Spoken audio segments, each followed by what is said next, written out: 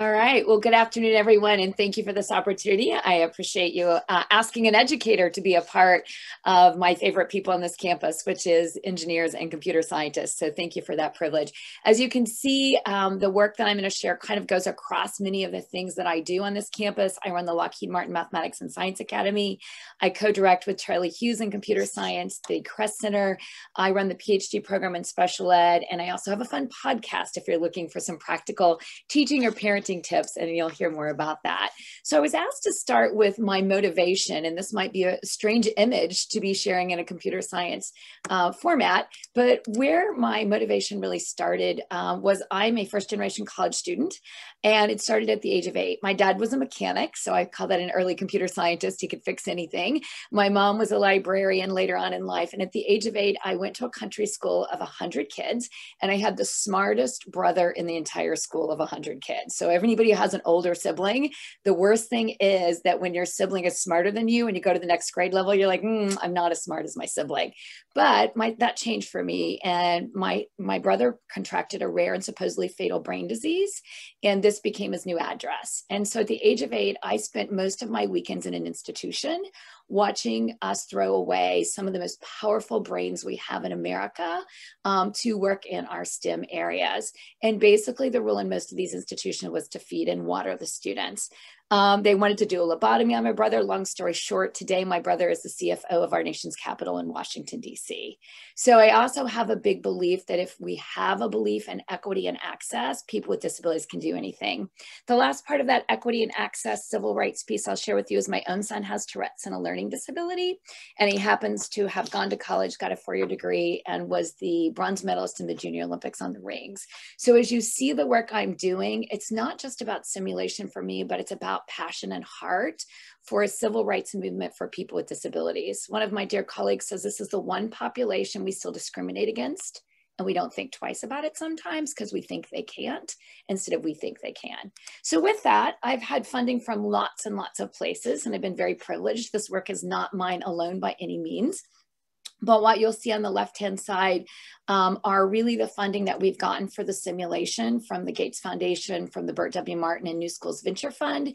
In the middle, you'll see the funding. I have the privilege of being endowed by Lockheed Martin, and that work is all about creating K-8 teacher leaders and career changers in math and science. And in the far right of the screen, you will see that I've had funding from the U.S. Department of Education to fund over 100 PhD students to be faculty members in special ed, but of those, 27 of them have disabilities. So to watch them get doctorates and struggle with basic things like being able to access SPSS because it's not accessible becomes something I care greatly about. And so that's kind of the theme and the funding, and I'm kind of acknowledging as we go along. So where did I get started with this equity and access and simulation? Well, I went to colleagues like you and said, all right, what's the world of simulation have? And you started talking this kind of Greek model for me of this arc cycle and AAR. And I was like, oh, let me translate that into teaching. And here's what I will tell you. Any of you that are thinking about doing research outside of your discipline, please do. I feel like we already know in our own discipline, if you've got a doctorate, you already know your own discipline deeply. How change really happens is from other disciplines. So I began to say, oh, the AAR is like teacher reflection, and began to think about what Mr. Link did in the first simulation of how does that move us into the teacher education space. And so how that happened was Dr. Charlie Hughes in computer science, Dr. Mike Hines in mathematics education, who's now retired, and myself, got a large study funded by the Bill and Melinda Gates Foundation. And we started very simply by creating a simulator that I thought would be easy, that we found was really hard, that needed a human in the loop. We then took biology teachers in year 1, and we took algebra teachers in year 2, and we went out to their real classroom and we observed their classroom. We also did a pre-test of their student learning. Then we gave them 4 10-minute sessions in the simulator to see if we could change their targeted behavior.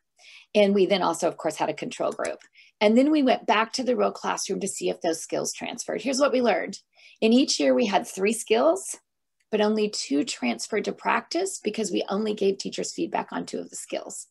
So I now know clearly that not only the work in simulation, but the work in education is all about teachers getting feedback in what they're doing in any kind of environment.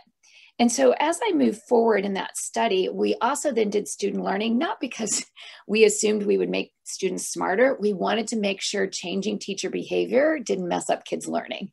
Because I think that's another mistake sometimes we make, is we invent something new and it makes something else worse. And what we found is student learning maintained as it did with the control group. And so since that time, and I'm going to move you into where we're going in the future, we've had multiple funding for second language learners, for de-escalation, for students with disabilities. The Burt W. Martin Foundation helped us partner with a family of kids with disabilities and to make avatars with disabilities. And so we have this whole genre of avatars. This has now been commercialized by UCF with a company called Mersion, but we continue to do research and develop.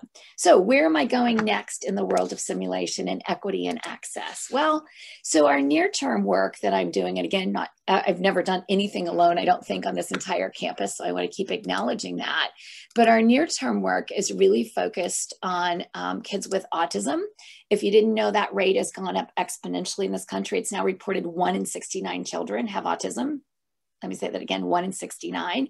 Yet we do know that kids with autism and other types of disabilities are often well suited for careers in computer science and engineering, because there is a deep neural pathway for those areas, but sometimes socially, emotionally, things get in the way. So Project RAISE is in collaboration with UCP of Central Florida. They're actually the lead on the project. We're the researchers. We just received $2.5 million for that project. And then I'll just mention that Charlie Hughes and I are waiting for a final from NSF for a project on cyberbullying. And that one will focus on kids with autism, protecting their personal identity and helping them learn cyberbullying. So what does that research look like? What is it that we're trying to do? Here's just a quick image to show you. So this is a 3-phase study. Literally, we're piloting it today. So this was just funded. And in phase 1, we're taking what you saw in the simulator and we're moving it into AI. And so this is a design patent UCF owns called Zuby. And he is an AI socially assisted robot who will help this young lady learn to program the small computer dash to go in a square.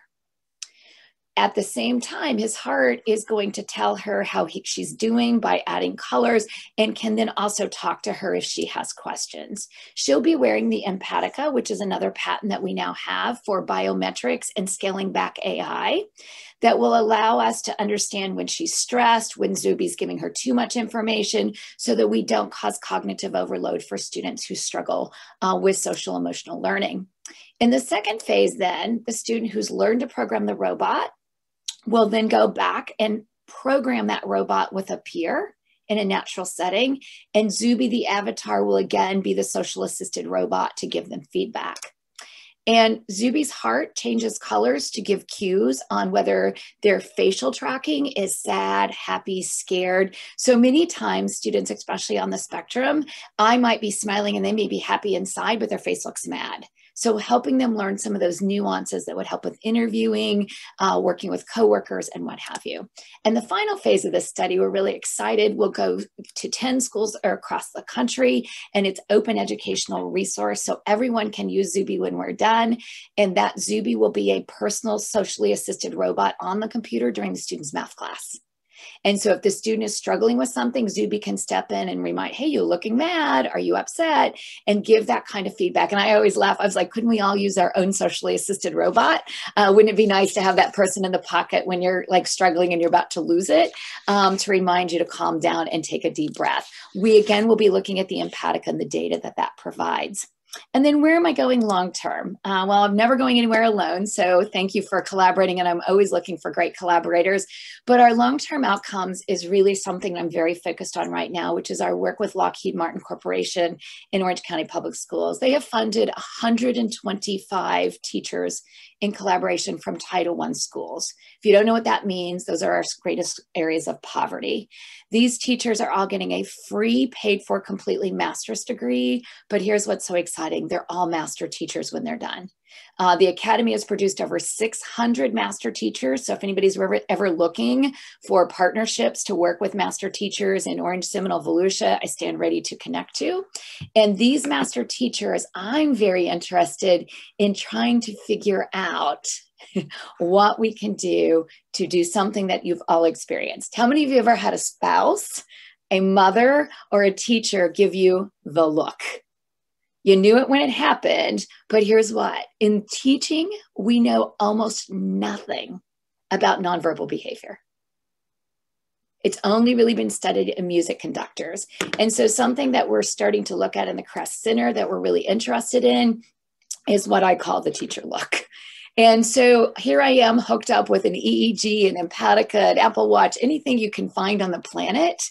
And we hooked up 4 teachers, all master teachers. And here's what's weird. There were some really clear systematic similarities in our behavior, even though we were all teaching kids we'd never met. And so my dream in the future is that every teacher will stand in front of kids of poverty, kids who are gifted, kids with disabilities, for equity and access, and there'll be a dashboard. And in front of them, just like in your car, it'll say, this kid's out of gas because he's hungry or she's hungry. This kid is really frustrated because you're going way over their head. This kid is just bored out of their mind and really needs to be challenged. But I think if we can figure out the behavior of teachers, then we can figure out the interaction between teacher and student learning. And so I just end by thanking you for listening to my story, but more importantly, I'm going to ask you a favor. And that favor I'm going to ask you is to continue to think about in your own work how to give equity and access to people with disabilities, as well as, if you don't mind today, calling your favorite teacher and thanking them for what they did to give you the look to make you where you are today. Thank you.